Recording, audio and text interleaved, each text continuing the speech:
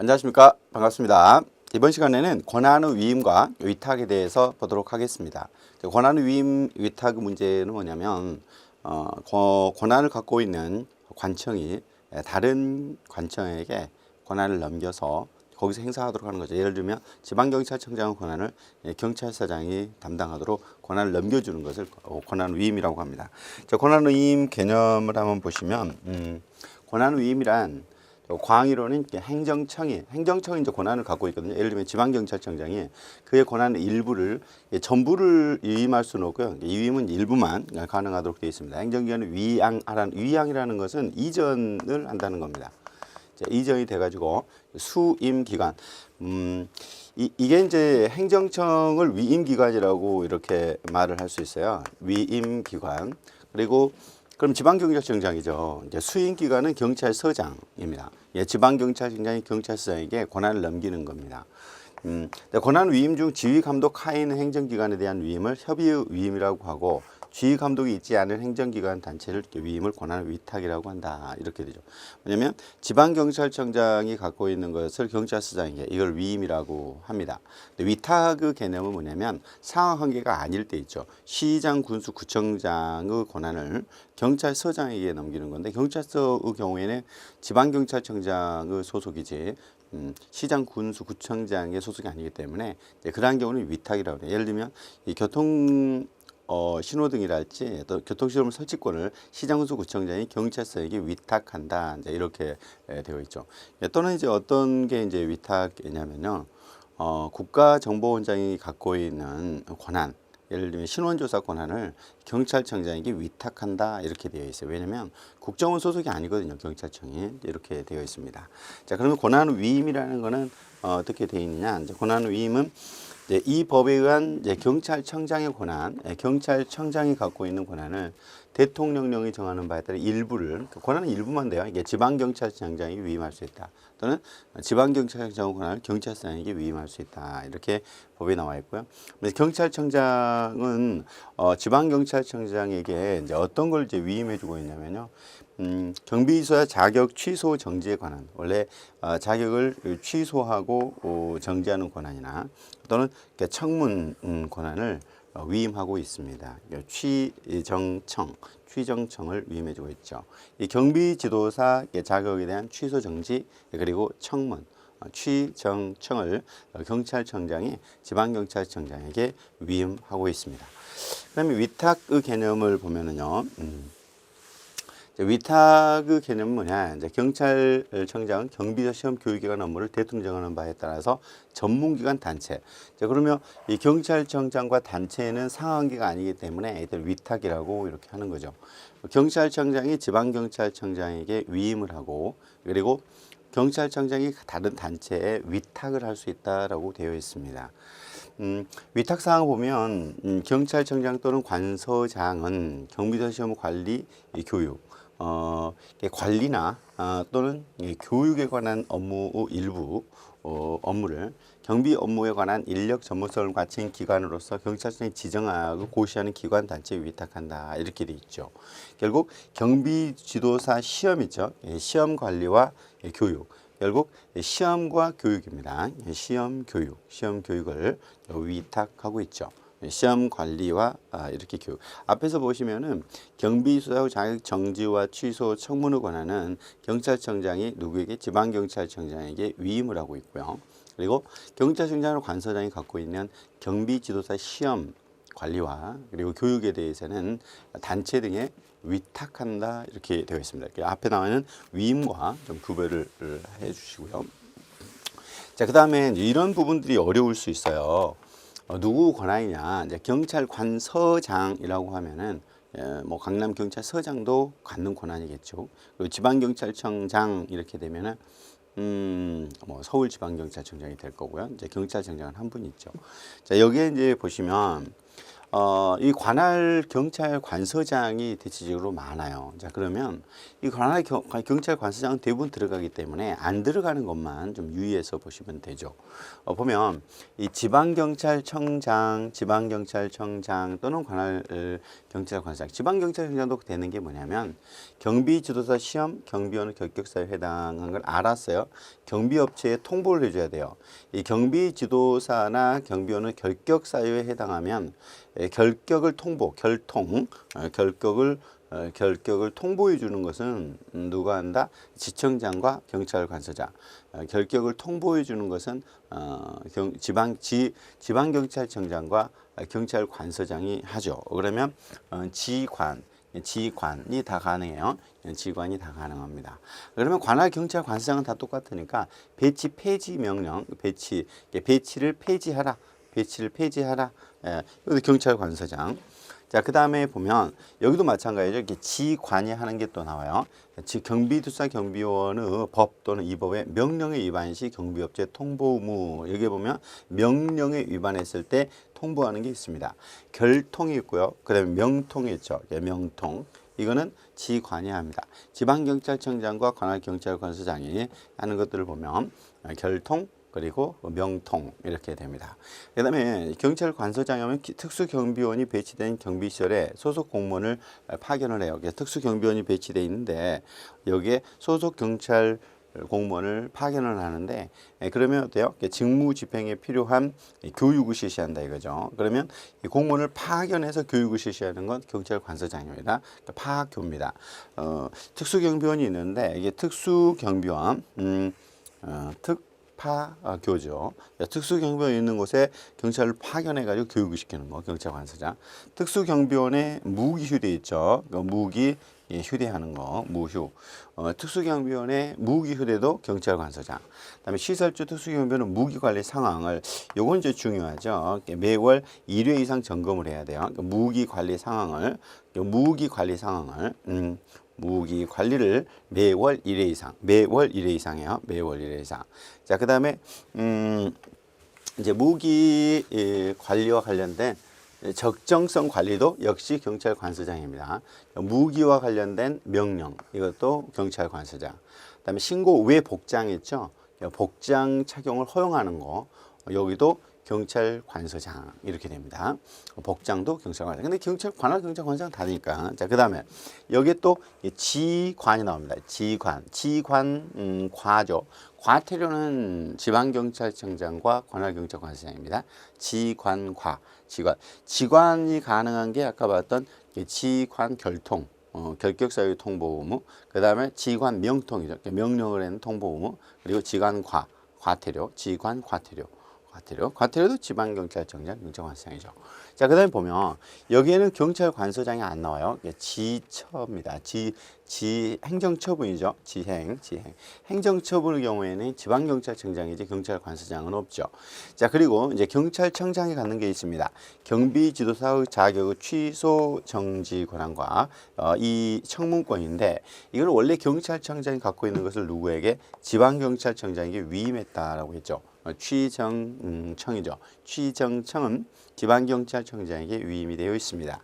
자, 그리고 경비지사 시험, 아까 시험 관리와 교육, 시교로 할까요? 여기는 단체에 또 위탁이 되어 있다고 그랬죠. 앞에서 원래 경찰청장이 갖고 있는데 시교는 단체 위탁이고요. 취정청은 지방경찰청장에게 위임입니다. 지방경찰청장이 바로 행정처분 권한을 갖고 있죠.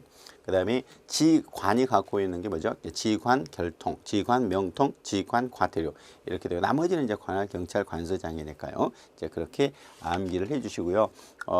숙지를 좀 하셔야 됩니다. 자, 그다음 손해배상입니다. 이제 경비업체 등이 있는데. 만약 이제 경비원이 손해를 가했다. 이제 경비원이 경비 업무를 수행하다가 보니까 제3자에게 손해를 가했다. 또는 경비업체에 손해를 가했다는 경우인데 그러면 경비원은 고의과실이 있을 거. 그리고 고의과실로 경비대상. 경비대상에 여기는 이제 경비대상이죠. 이 경비대상에 손해를 발생하는 것을 방지하지 못하거나 또는 고의과실 제3자에게 손해를 입혔다 이거죠. 그러면 지금 누가 경비원이 그리고 고의과실로 고의과가 있어요. 고의과가 있어서 경비 대상, 대상이나 제3자에게 손해를 입혔다. 또는 고의과실로 업무 수행과 손해에서 인과관계가 있다. 이제 이랬을 때 이제 경비 업체에서 손해배상을 해야 되는 것이죠. 손해배상 책임의 경우에는 경비원이 고의과실로 경비 대상이나 제3자에게 손해를 입혔고 인과관계가 있다. 자, 그러면 여기 이제 손해의 종류를 보면 두 가지죠. 경비 대상. 대상과 제3자, 대3입니다. 경비 대상과 제3자에게 손해가 생기는 거야. 경비업자는 경비원이 업무 수행 중 고의과실로 경비 대상에 손해가 발생한 것을 막지 못했다. 그럼 손해배상해야 된다. 누가? 경비업자가 손해를 배상하는 거예요. 경비원이 고의과실로 경비 대상에 손해를 가했다 했을 때 인과관계가 있으면 경비업자가 손해를 배상해야 된다. 역시 제3 경비업자는 경비원의 업무 수행 중 고의과실로 그러면 고의과실이 없으면 안 되죠. 제3자에게 손해를 입혔다. 그럼 배상해야 된다. 결국 무과실이라면 경비업자는 손해배상 책임이 없습니다. 그러나 여기에 고의과실이 있어서 경비 대상이나 제3자에게 손해를 입혔다면 거기에 대해서 배상 책임이 있다. 그 다음에 의무 불이행 효과인데 이게 손해를 배상하지 않았다. 자, 그럼 누가? 경비업자가. 그럼 경비업자가 손해배상을 하지 않으면 어떻게 할 건데 이랬을 때는요. 경삼육입니다. 경삼육. 우리 앞에서 만 경삼육. 손해를 배상했는데 손배죠. 손배. 손배 경삼육. 손배 경삼육. 손배를 하지 않으면 1차는 경고, 2차는 3월 영업정지, 그 다음에 3차는 6개월 영업정지입니다. 손배 경삼육. 손배 경삼육 명할 수 있다. 이렇게 되죠. 손해배상을 하지 않았을 때는 경고, 3개월 영업정지, 6개월 영업정지를 할 수 있다. 이렇게 들어갑니다. 다음 이제 벌칙입니다. 이제 행정벌인데요. 이게 행정벌과 관련된 내용입니다. 행정벌과 형사벌은 좀 차이가 있어요. 행정벌에는요, 행정형벌과 행정질서벌이 있는데, 행정형벌은 말 그대로 형벌적인 수단을 쓰는 겁니다. 형사벌과 똑같이 사형, 무기징역, 무기금고, 유기징역, 유기금고, 자격상실, 자격정지, 벌금, 구류, 과료, 몰수 이런 수단을 쓰는 게 행정형벌이고요. 과태료라는 수단을 쓰는 게 행정질서벌이라고 합니다. 그러면 이러한 행정형벌과 행정질서벌을 합해서 행정벌이라고 하게 되죠. 이제 경찰기관에서 하는 것을 우리는 경찰벌이라고 이렇게 하게 되는데, 그러면 행정벌이란 행정의 상대방이 행정법상 의무에 위반한 경우에, 그러면 앞에서 우리가 뭐 과태료 이렇게 부과한 거 있잖아요. 이제 이런 겁니다. 행정벌은 과거 의무 위반에 대해서 부과하는 거예요. 국가 또는 지방자치단체가 일반 통치권에 의해서 행정의 상대방에 관한 행정법상 제재다. 이게 처벌이죠. 처벌을 말한다. 결국 과거 위반에 대해서 처벌을 하는 거예요. 형벌적 수단을 쓰면은 이런 걸 행정형벌이라고 하고, 그리고 질서벌이라고 하는 과태료라는 수단을 쓰면 행정질서벌이라고 하게 돼요. 여기에는 뒤에서 이게 나오니까. 행정벌은 과거 의무 위반에 대한 제재예요. 과거 의무 위반에 대한 제재를 말합니다.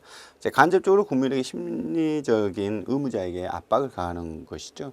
야, 너는 이게 의무에 위반하게 되면은 이렇게 벌을 부과받게 되니까 위반하지 말라라고 하는 간접적 수단입니다. 직접적 수단은 아닌 거죠. 예를 들면 무허가 건물을 짓고 있다. 그래서 강제적으로 철거를 한다. 자, 그리고 뭐 도로나 광장에 허가받지도 않고 이 천막을 치고 있다 그랬을 때 강제로 이렇게 철거를 하는 강제집행이라는 게 있는데요. 이러한 뭐 이게 대집행이죠. 대집행 이런 거는 직접적인 수단이죠. 이 의무를 이행하지 않을 때 직접적으로 하는 거라면 행정벌은 이렇게 간접적으로 하는 거예요. 자, 그러면 행정벌의 종류는 어떤 것이 있냐면 형벌과 질서벌이 있어요. 형벌적인 수단을 쓰는 것과 질서벌인데, 이 질서벌은 과태료를 말합니다. 과태료죠. 돈과 관련해서 이게 형벌에는 벌금, 물론 이제 징역이나 금고 이런 것들이 있는데, 뭐 징역도 있고 그렇습니다만, 또 하나 굳이 보면 과료라는 게 있어요. 과료. 과료는 형벌이에요. 물론 이제 다른 수단인 징역, 금고 등등이 있는데 여기 보면 행정형벌은 행정법상 의무위반의 사형, 징역, 금고, 자격상실, 자격정지, 벌금, 구류, 과료. 이게 과료, 벌금이나 과료는 형벌이에요. 몰수, 형벌적 수단을 쓰는 거죠. 행정형벌에는 원칙적으로 형법 총칙이 적용이 됩니다. 형법 총칙이 적용이 되기 때문에 고의과실도 있어야 되고 위법성도 있어야 되고 책임 능력도 있어야 되고 그래야지만이 여기에 대한 형벌이 가능합니다. 형사소송법 절차가 들어갑니다. 그러면 경찰 수사를 거쳐서 검사 수사를 거쳐서 공소 제기를 하게 되면 법원으로 들어가게 되고 형사법원에서 3심제에 의해서 재판이 확정이 되면은 형벌을 집행하는 이런 거는 그대로 똑같이 형사벌처럼 적용이 되죠. 다만 예외적으로 이제 간이 처벌 절차인 직결심판 절차, 선고형이 20만 원 이하의 벌금구류 과료에 대해서는요 검사를 거치지 않고 경찰서장이 바로 직결심판 청구를 하게 되고 그럼 직결심판 재판을 하게 되겠죠. 통고처분은 범칙금이라는 겁니다. 교통사범이나 경범죄처벌법 위반 사범에 대해서 범칙금을 부과하고 범칙금을 납부하면 그대로 끝내는 거고 납부하지 않게 되면은 직결심판이나 이제 정식 형사 절차로서 들어가는 것이 바로 통고처분입니다. 그럼 행정질서벌은 뭐냐? 행정질서벌은 행정법상 의무 위반에 대해 제재인데 과태료예요. 이 과태료는 형벌적 수단이 아닙니다. 자, 그렇기 때문에 여기 행정 과태료를 납부하지 않아도 직결심판 들어가지 않습니다. 직결심판과 별거라는 거죠. 대표적인 과태료가 뭐 불법 주차가 됐다지 이럴 때 과태료잖아요. 이제 이런 과태료. 그다음에 무인 카메라에 찍혔을 때 차주가 내는 게 과태료인데요. 그냥 과태료를 납부하지 않았다고 해서 직결심판이나 정식 형사 절차로 이행되지는 않습니다. 행정벌을 말한다. 행정질서벌에는 국가의 법령이 근거한 것과 지방자치단의 조례에 근거한 것이 있다. 조례로도 가네요. 근데 형벌의 경우에는 조례로 하면 안 되죠. 조례 위반 행위에 대해서 1천만 원 이하의 과태료를 부과한다. 이게 이제 조례로 정하는 건데 형벌을 함부로 조례 위반 행위에 대해서 부과를 할 수는 없죠. 자, 행정질서벌에 관한 일반법이 있습니다. 질서 위반 행위 규제법이라는 게 조문이 그렇게 많지는 않고요. 형법 총칙에 있는 내용과 거의 흡사한 몇 가지들이 있죠. 그래서 이제 질서 위반 행위 규제법도 좀 보겠죠. 이렇게 행정벌에는요, 행정형벌과 행정질서벌이 있는데, 그럼 행정형벌을 보면 이런 형법법에서 또 형벌적인 수단을 쓰는 게 있어요. 이렇게 강력한 제재를 가함으로써 행정 목적을 달성하기 위함이죠. 첫 번째 가장 중요한 게 이제 5년. 이게 예전에 7년에서 개정이 됐거든요. 이게 5년 이하의 징역 또는 5천만 원 이하의 벌금입니다. 이게 또는이기 때문에 벌금을 부과할 수도 있고 그다음에 징역을 부과할 수도 있죠. 5년. 5년짜리가 뭐냐 했더니 국가 중요 시설의 정상적인 운영을 해치는 장애를 일으키는 특수경비원입니다. 그러니까 국가 중요 시설이죠. 이 국중에 대해서 운영을 저해하는 특경입니다. 특경. 국중특경. 아무튼 특수경비원인데 국가 중요시설에 장애를 일으키는 국중장특. 국가 중요시설에 장애를 일으키는 특수경비. 특경은요 5년 5천이에요. 5년 5천.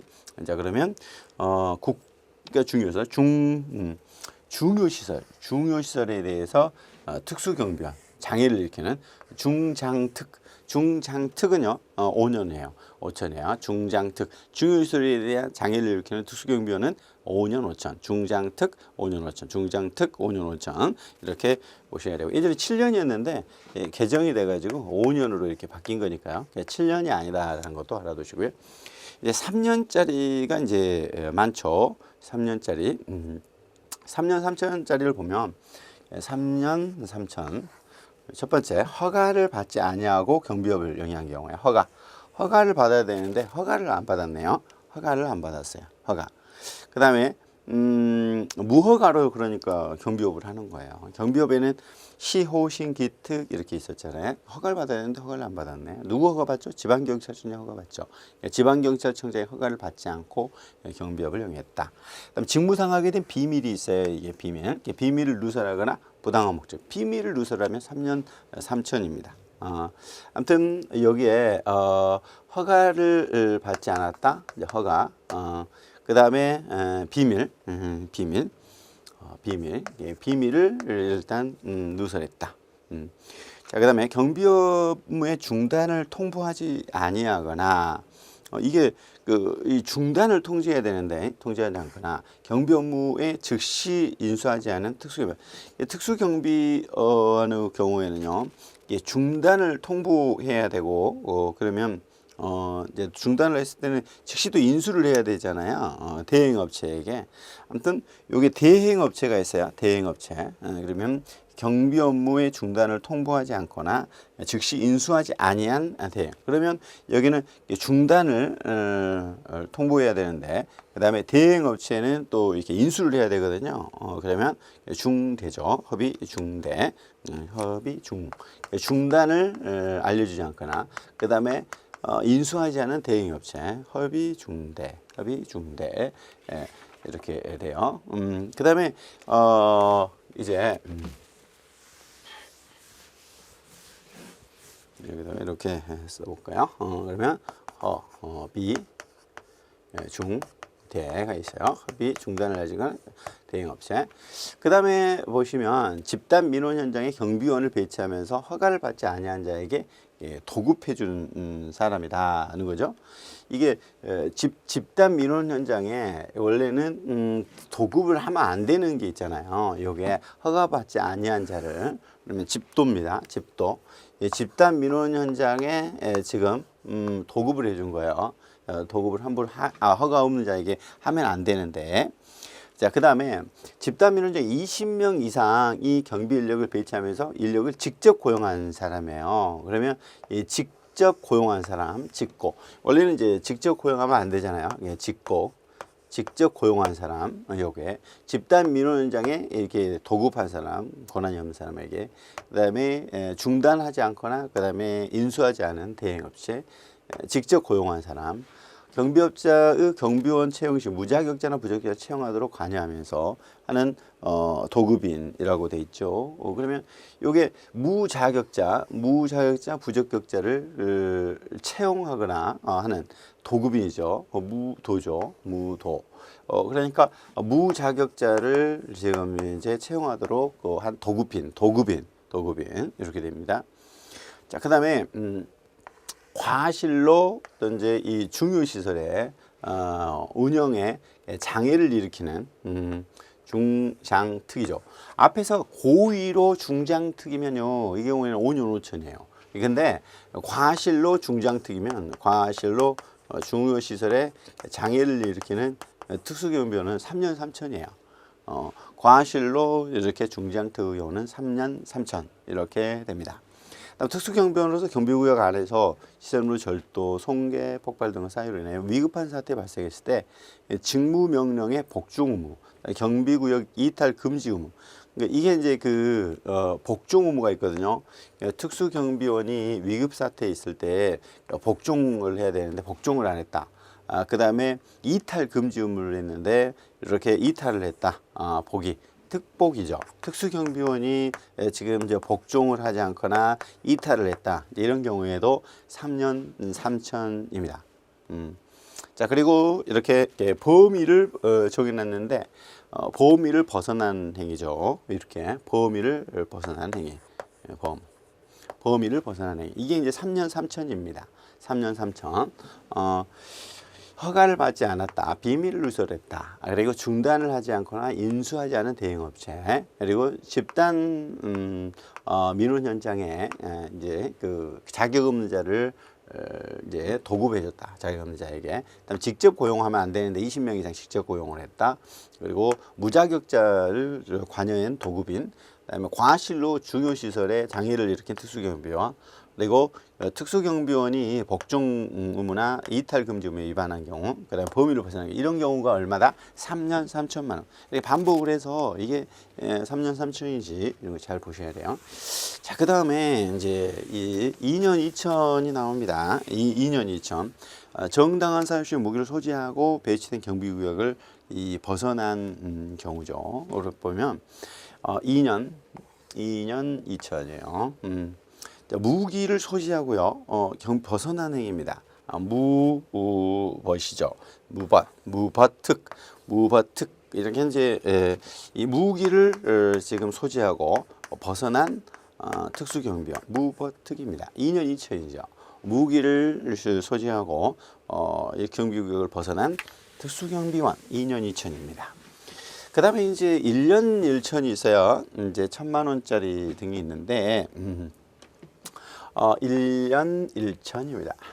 무기 출납부 또는 무기 운영 카드 비치 기록 의무 무기 직접 지급 회수 의무 규정에 위반한 관리 책임자이죠. 자, 그러면 여기 의무에 위반한 건데 이게 지금 무기와 관련된 거죠. 무기 출납부 무기 운영 카드 기록, 그다음에 무기 직접 지급 회수 의무, 무기와 관련된 의무를 위반한 관리 책임자입니다. 무의관이죠. 무의관. 무기와 관련된 의무를 위반한 관리 책임자입니다. 무기와 관련된 게 뭐냐면 무기 출납부, 의전카드, 그다음에 지급, 회수 이런 거죠. 그다음에 파업, 태업 등 경비 업무의 정상적 운영을 제외하는 일체의 쟁의행위, 아무튼 쟁의행위를 금지시키고 있는데 쟁의행위를 한 특수경비원입니다. 파업 등 쟁의행위를 한 쟁특이죠. 쟁특 1년 1천입니다. 이게 최근에 뭐 아무튼 따로 들어간 거니까 쟁특, 쟁의행위를 한 특수경비원은 1년 1천이죠. 쟁특. 자, 그 다음에 타인에게 위력을 가하거나 물리력을 행사하는 데 경비 업무의 범위를 벗어난 행위를 금지 의무를 위반하여 경비 업무를 범위를 벗어난 행위를 한 경비원입니다. 앞에서 그 무기를 갖고 벗어나면 2년 2천인데 이 경우에는 그렇지 않고 범위를 벗어난 거죠.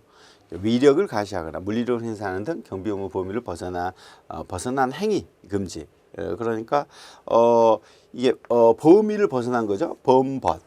여기도 보면 범법. 그냥 범위를 벗어난 행위를 한 경비원이에요.